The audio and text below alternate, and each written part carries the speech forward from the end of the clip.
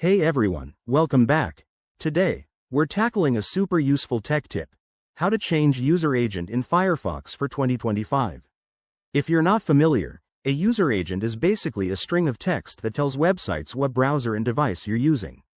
Why bother changing it? Well, it can help you access geo-restricted content, troubleshoot website issues, or even test how a site behaves on different devices. Sounds handy, right? Let's dive right in. First things first, make sure you have the latest version of Firefox installed. Head to the official website if you need to update. Once you're good to go, open Firefox on your computer.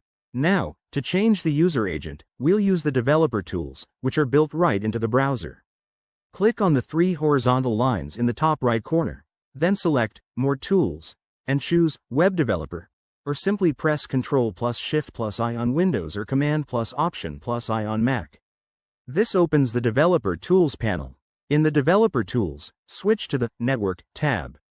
Here, look for the User Agent option. It's usually in the Settings or a drop-down menu within this tab. Click on it and select Custom or Override. You'll then get a field to enter a new user agent string. For example, if you want to mimic a mobile device, you could paste something like Mozilla 5.0 iPhone. CPU iPhone OS 15_0 like Mac OS X, Apple WebKit 605.1.15. KHTML, like Gecko, version 15.0 mobile. 15E148 Safari 604.1. Hit enter and refresh the page you're on. Voila! The website should now see you as that new device. One quick tip: be careful with this, as some sites might not load properly if they detect an inconsistent user agent. Also, remember to reset it when you're done by going back to the developer tools and selecting the default option. There you have it.